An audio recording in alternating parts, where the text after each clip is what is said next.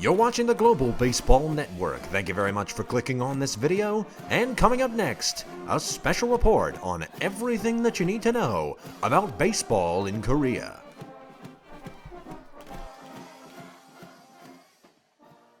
A very good afternoon to you baseball fans. This is Marshall Emmert. Welcome once again to the Global Baseball Network. And today the education continues with the second in our series of league guides that we're producing for you to get you ready for the 2022 season in World Baseball. And on today's show, we'll be featuring the KBO, the Premier Baseball League in the country of South Korea. If you missed the premiere episode in this series, it's linked right up there in the card and right below there in the description. In this video, we're going to get to work breaking down the history, league structure, and teams of the Korean baseball organization. So if you do like this video, please be sure to hit the like button below the video screen, as well as the subscribe button right next to the like button down there. And there's also a little bell icon right next to that subscribe button. Just be sure to hit all three of those if you enjoy what you see today, to make sure that you are updated with everything that we produce for you on the channel. Right, I think that's the housekeeping out of the way, so strap on in for everything that you need to know about baseball in Korea. In the late 19th century, American missionaries to Korea brought baseball along with them and taught it to the people, catching fire there pretty quickly. The first record of organized baseball there comes from 1896, in which a team of U.S. Marines played 2 games against the Seoul Athletic Club and a team of American expatriates. The hype around the game continued to build after the annexation of Korea by Imperial Japan in 1910. An all-Korean team would square off against a touring team of major leaguers in 1921 to rough results. After which, a Seoul All-Star team assembled to participate in the Japanese Intercity Baseball Tournament that occurred yearly from 1927 to 1942. That Seoul team nicked a pair of championships in 1940 and 1942 against teams that fielded JBL stars in the offseason. After which, when the wars ended that is, amateur baseball continued on and off until 1981, when the Korean national team won the Baseball Intercontinental Cup. The government at the time decided it would be prudent to try and create a league of their own, and encourage their domestic stars to ply their trades at home rather than abroad. Thus, the KBO was born 1 year later in 1982. Just like NPB's 6 teams founded the league in 1982, the Lotte Giants, the Samsung Lions, the OB Bears, now the Doosan Bears, the Haetai Tigers, now known as the Kia Tigers, the MBC Chongyong, now the LG Twins, and the Sammy Superstars, which have since become the Kiwoom Heroes. The Bears bested the Lions in the first ever Korean series 4-1 for what would be their first of 6 rings. These 6 teams were soon joined by the Chunghwa Eagles in 1986, the SSG Landers in 2000, the NC Dinos in 2011, and the KT Wiz in 2013 to fill out the league's 10 teams. In the present-day KBO, they play 144 games. Each team plays one another 16 times to decide the playoffs. Top 5 teams make the playoffs. 5 plays 4, winner plays 3, winner plays 2, and then that winner plays the first place team in the Korean series, which, yes, you heard that right, a first place finish in the regular season guarantees a Korean series berth. There's an All-Star break in mid-July for an All-Star game, a home run derby, and several other NFL Pro Bowl-style skill games like bunting, hitting, and pitching. And the last of the mechanics to discuss are the universal DH, that's pretty self-explanatory, and the 12-inning limit in extra innings. That limit did not used to exist, but more on that later. But I've kept you waiting long enough. Let's break these teams down so that you can pick out your favorite for the season to come. As history dictates, we'll get things started with the winningest team in the history of the KBO. From Kia Champions Field in Gwangju, the Kia Tigers.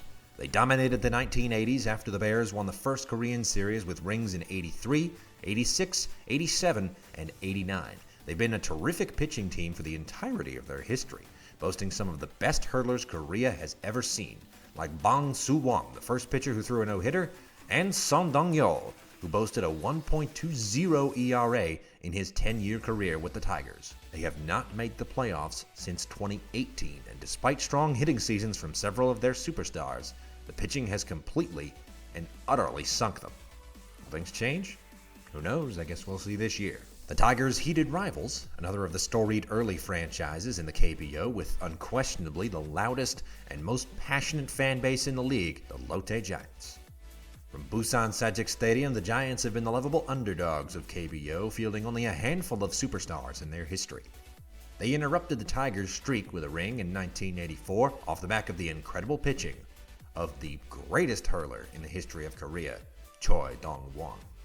He appeared 5 times in that 1984 series, throwing 3 complete games, 1 shutout, and 5 more innings in relief to propel the Giants over the Lions in 6 games, pitching 40 innings in just 10 days.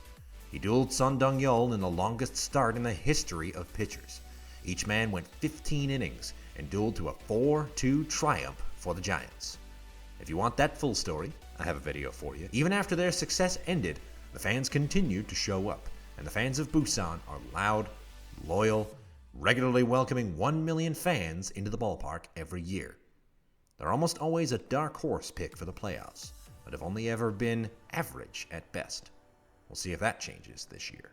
We'll head to Daegu next, sitting down in Daegu Samsung Lions Park to join, guess what team, the Samsung Lions. Their success has largely come in a series of stretches, 1 ring in 1985, 4 from 2001 to 2006, and a perfect 4 in a row from 2011 to 2014.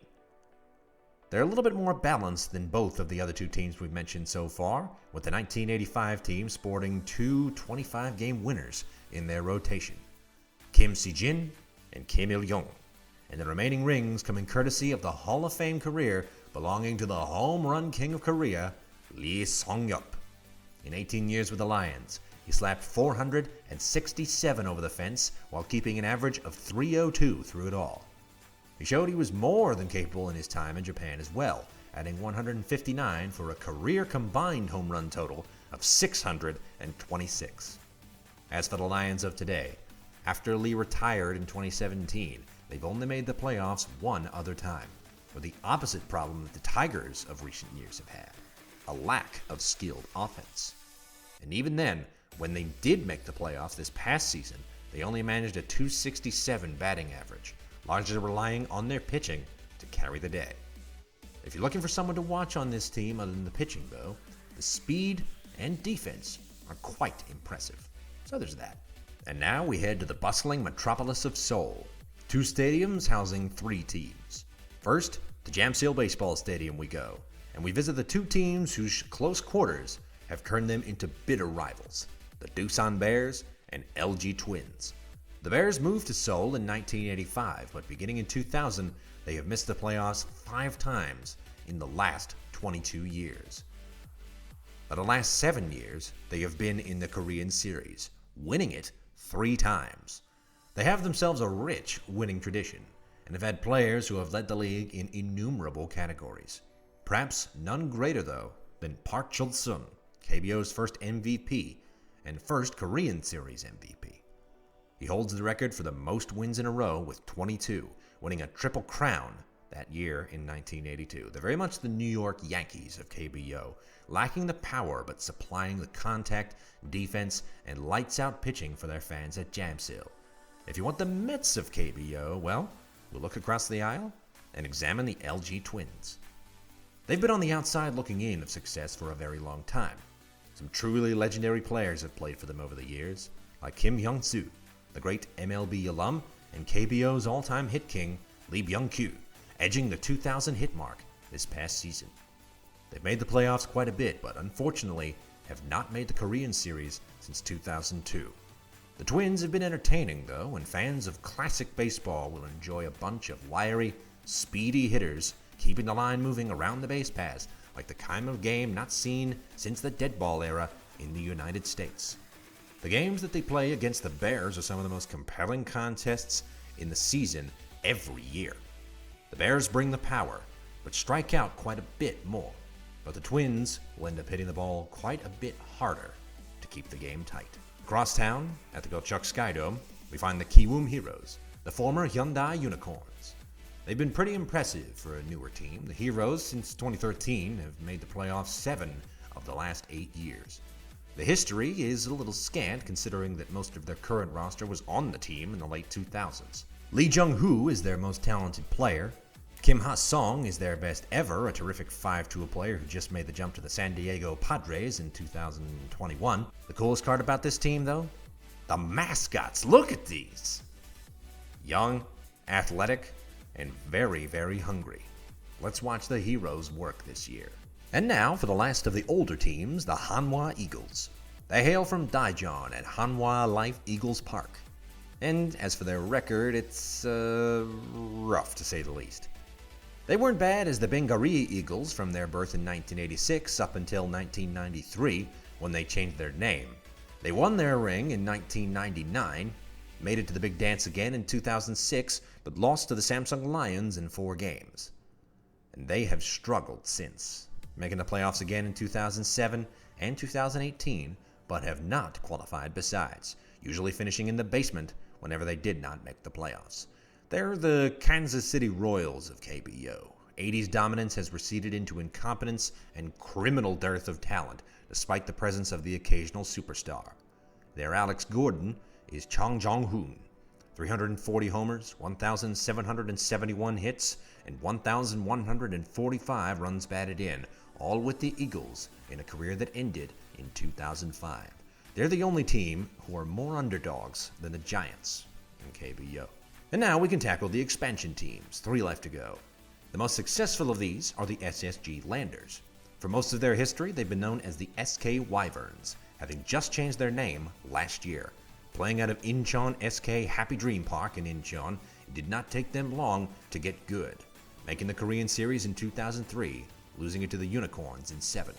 4 years later, they won it twice in a row in 2007 and 2008, again in 2010, losing it in 2011 and 12 to the Lions, reaching it again in 2018 and beating the Bears. After that, they fell off, finishing 9th and then 6th in 2020 and 2021, completely out of nowhere. Next up, out of Chunghwa comes the NC Dinos. From their 2013 entrance into the league, their playoff record has been excellent. They've made the playoffs for 4 straight seasons from 2013 to 2017, bottoming out in 2018, coming back to win their first title ever in 2020 off the back of Scott Boras client Sungbum Na, the only Scott Boras client in the league. But that's it for history. They bottomed out again in 2021, and who knows where they go from here, especially with Na's departure.